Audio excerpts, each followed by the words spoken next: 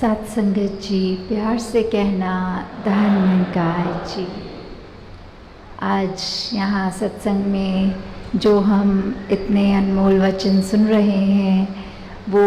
दातार कृपा करे कि सारे वचन हम सबकी ज़िंदगी में हूबहू उस तरह उतर जाएं और ये निरंकार परमपिता परमात्मा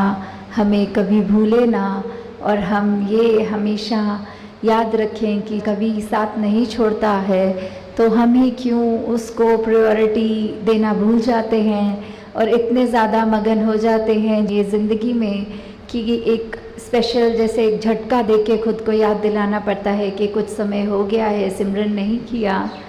तो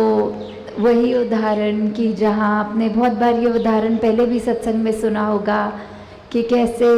एक व्यक्ति अगर कोई सामान अपने घर में ढूंढ रहा हो तो एक और कोई आके उसको कहता है आराम से बैठ जाओ, कोई बात नहीं, वो वस्तु मिल जाएगी। तो कैसे वो एक बार काम करके बैठता है जब, तो एकदम से अचानक याद आता है ओ वो वस्तु तो उधर रख दी थी, और फिर एक ही क्षण में वो अपनी अलमारी खोल के वो वस्तु को बिल्कुल उसी जगह से निकालता है जहाँ उसने रखी होती है। तो वही बात कि हमारे जीवन में इतना उथल पुथल हमने खुद मचाया होता है, हमारी सोच विचार लगता है खो गई है, पर वो तो संभली ही थी, उसको स्वयं ही हमने अपने इंटेंशनली एक जगह पर जहाँ रखा था, वो मिलनी तो वस्तु वहीं से ही है। बस एक चेता ये जो याद करना कि एक अपने आप को, अपने दिमाग को काम करके कि ये निरंकार प्रभु करने वाला है, ये सब कुछ निरंकार में ही हो रहा है, हमारी एक एक सांस ये निरंकार की ही है और निरंकार में ही हम ले रहे हैं। जब ये समझ आ जाती है तो कोई भी एक टेम्पररी सिचुएशन जो होती है, हमको कोई क्षण ऐसे लगते हैं कि ये हमारी अवस्था हो गई है या ये चाहे लगे कितनी भी परेशानी दे रही है, ये बात अगर हमें याद रहे कि ये सिचुएशन, ये स्थिति हमारे लिए निरंकार ने खुद हमारे ज़िंदगी में इस समय यहाँ इस तरह हूबहू ऐसे रखी है, तो हमारे लिए ये निरंकार का तोहफा ही है। इसको कभी हमने ये नहीं सोचना कि ये ठीक नहीं हो रहा हमारे साथ या इसको इस तरह नहीं, इस तरह होना चाहिए था, कि हम जो भी दे रहे हैं निरंकार से ही हमको मिल रहा है वो, तो हमें ये हमेशा उस तरह उस नज़रिए को अपना बदलना है, ये अपने थॉट्स को उस तरह मोल्ड करना है कि हो ही नहीं सकता। और उसमें कोई भी चीज़ हो, चाहे हमारे शरीर की पीड़ा हो, चाहे आर्थिक स्थिति या कुछ रिश्तों में अगर दरारी है या कुछ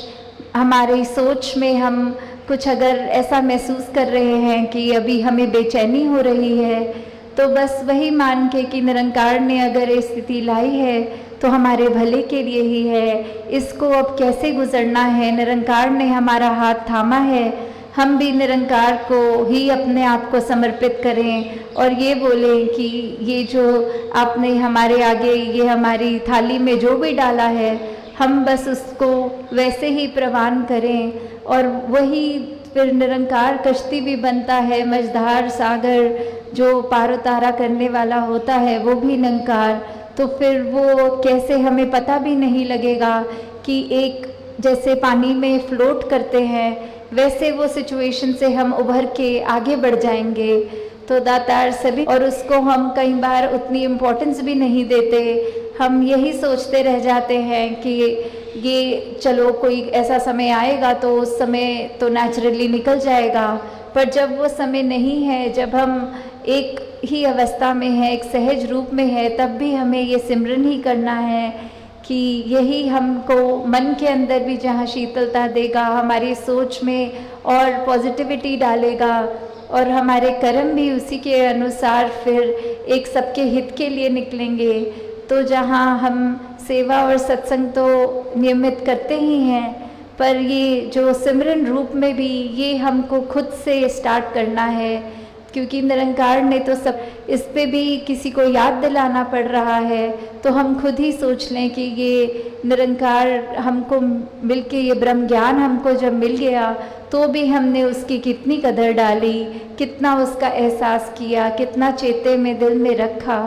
तो दासी और समय ना लेके, क्योंकि आप सबब समागम के लिए भी जहाँ अपनी सेवाएं अर्पण कर रहे हैं और कितने कार्य अभी त्योहारों का समय चल रहा है, तो सबके ऐसे रहते हैं कि व्यस्त शेड्यूल रहता है। तो दातार जहाँ वो दुनियादारी वो एक अपना जीवन के ये बड़ी सहजता के साथ करते रहें, पर साथ ही ये भी कि समागम जब आ रहा है तो हमें अपने आप को, अपने मन को किस तरह तैयार करना है कि वो इतनी प्रेशियस चीज़ जो हमको मिलने जा रही है समागम के रूप में, तो हमारा मन का ये जो